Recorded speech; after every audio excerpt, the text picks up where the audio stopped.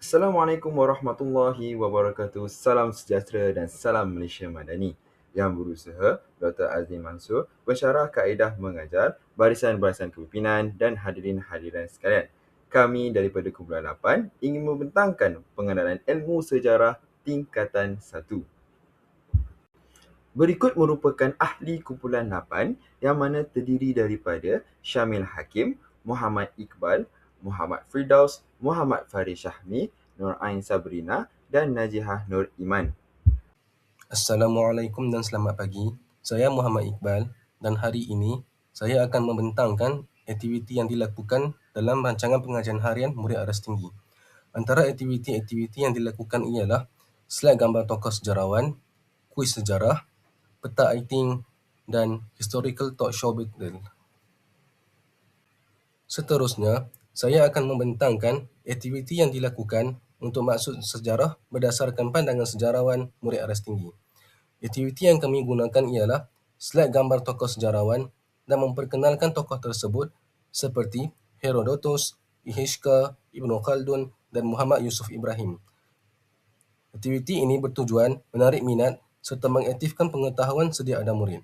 Aktiviti ini selaras dengan teori konstruktivisme oleh Jim Piaget yang menekankan bahawa pembelajaran berlaku apabila murid menghubungkan pengetahuan baru dengan pengalaman sedia ada. Kaedah atau model yang digunakan ialah pembelajaran visual dan seinduksi. Justifikasi pemilihan aktiviti ini adalah untuk merangsang minat murid, mengaktifkan pengetahuan sedia ada dan membantu murid mengenali tokoh sejarah. Hubungan dengan teori ialah pembelajaran berlaku apabila murid menghubungkan pengetahuan baharu dengan pengalaman sedia ada. Seterusnya, aktiviti kedua yang digunakan ialah kuis sejarah. Kuis digunakan untuk mengukuhkan kefahaman murid terhadap pengertian sejarah berdasarkan pandangan tokoh-tokoh sejarawan. Aktiviti ini berasaskan teori behaviorisme oleh B.F. Skinner yang menekankan pengukuhan melalui ganjaran dan maklum pada segara. Kaedah atau model yang digunakan ialah penyoalan dan pengukuhan.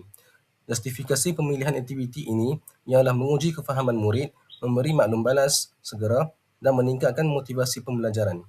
Hubungan dengan teori ialah menekankan pengukuhan melalui ganjaran dan maklum balas segera. Aktiviti yang kami gunakan untuk persamaan dan perbezaan tafsiran sejarah ialah peta aiting, iaitu untuk melihat persamaan dan perbezaan pandangan sejarawan. Teori yang hubung kait dengan aktiviti ini ialah taksonomi. Kaedah ataupun modul adalah peta pemikiran aiting dan pembelajaran berpusat murid. Justifikasi adalah untuk menggalakkan analisis dan perbandingan, menyusun maklumat secara sistematik dan meningkatkan kemahiran berfikir aras tinggi. Hubungan dengan teori adalah untuk menekankan pengukuhan melalui ganjaran dan maklum balas segera. Aktiviti kedua yang digunakan ialah historical talk show battle, yang mana murid-murid mewakili tokoh sejarawan. Teori yang berhubung kait adalah konstruktivisme sosial daripada Les Vodsky. Kaedah modulnya adalah main peranan dan pembelajaran kolaboratif. Justifikasi adalah untuk menggalakkan komunikasi dan kerjasama, membina pemikiran kritis dan mengukuhkan pemahaman konsep sejarah. Hubungan dengan teori adalah pembelajaran berlaku melalui interaksi sosial dan komunikasi. Untuk aktiviti pengajaran aras rendah, yang berikut adalah lampu isyarat sejarah, kad imbas dan kad padanan yang sesuai dengan kefahaman murid. Seterusnya, kita beralih pula kepada definisi sejarah mengikut tokoh sejarawan bagi aras rendah. Berdasarkan kriteria kejayaan, murid dapat menyenaraikan 2 daripada 4 maksud sejarah berdasarkan pandangan tokoh sejarawan dengan tepat menerusi aktiviti kad imbasan secara berkumpulan. Bagaimana proses pengajaran dan aktiviti ini dijalankan? Proses dan juga aktiviti pembelajaran ini berlaku dengan guru menghantar link URL kepada iPad belajar dan guru juga menayangkan slide untuk penerangan tentang definisi sejarah menurut tokoh. Bagi mencapai objektif kajian, aktiviti ini telah dijalankan dengan menggunakan kad imbasan di mana pada akhirnya murid dapat menyenaraikan definisi 2 daripada 4 definisi tokoh dengan menyenaraikan di papan putih yang telah dipancarkan dengan slide. Pada aras ini, kami menggunakan teori Vygotsky yang merujuk kepada pembelajaran sosial yang merangkumi bimbingan berperingkat dan juga ZPD. Kaedah pembelajaran berkumpulan menggunakan kad imbasan adalah selaras dengan konsep bimbingan berperingkat scaffolding yang diperkenalkan oleh Vygotsky. Dalam aktiviti ini, guru memberikan bantuan petunjuk dan juga panduan kepada murid di peringkat awal pembelajaran.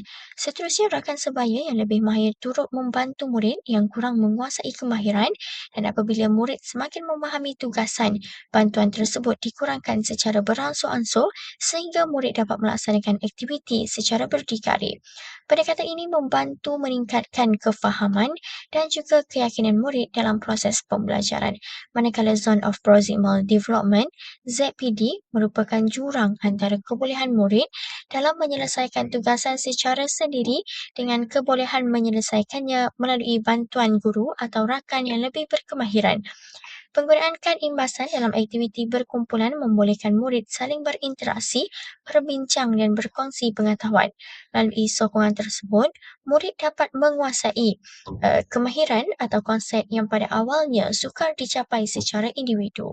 Oleh itu, pembelajaran menjadi lebih berkesan kerana murid memperoleh pengetahuan baru melalui kerjasama dan juga interaksi sosial. Aktiviti pembelajaran ialah lampu isyarat sejarah di mana murid akan mengangkat kad apabila guru membentangkan slide. Sesuai dengan tahap murid aras rendah yang memerlukan rangsangan visual dan aktiviti yang mudah difahami. Teori ialah konstruktivism Jean Piaget di mana murid akan belajar melalui pengalaman.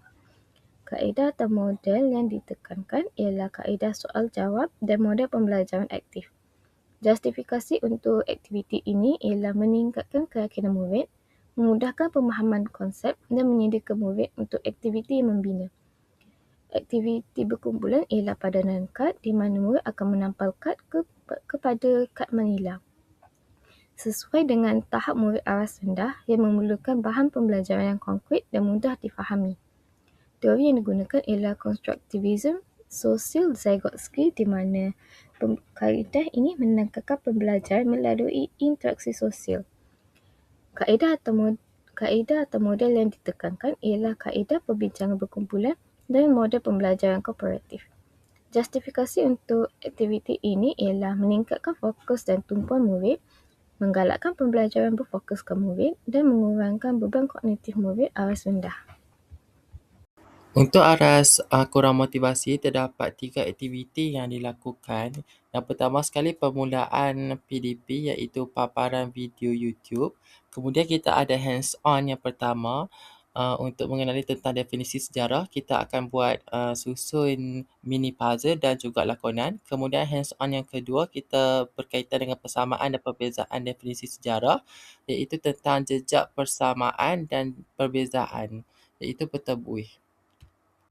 Okey, bagi justifikasi model dan teori untuk aktiviti paparan video YouTube, teori yang terdapat ialah teori pembelajaran sosial iaitu dari Albert Bandura. Justifikasinya ialah murid belajar melalui pemerhatian, pendengaran dan penyeruan daripada video serta penerangan guru. Bukti dalam aktiviti ini, murid menonton video definisi sejarah, guru menerangkan isi kandungan video dan murid menyatakan semula definisi yang dipelajarinya.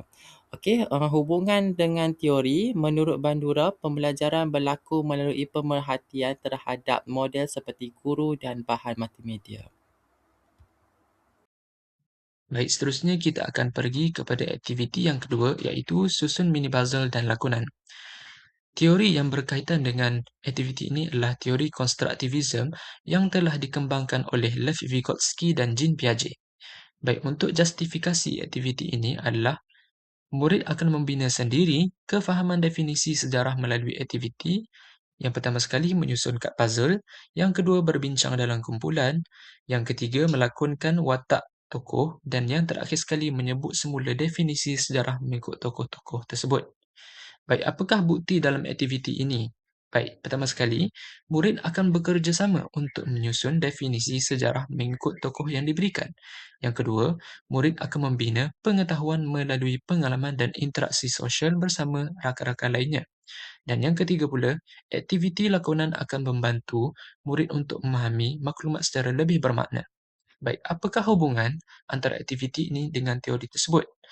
Baik, teori konstruktivism akan menekankan pembelajaran secara aktif di dalam kelas serta membina pengetahuan melalui pengalaman sebenar serta interaksi bersama rakan-rakan lainnya.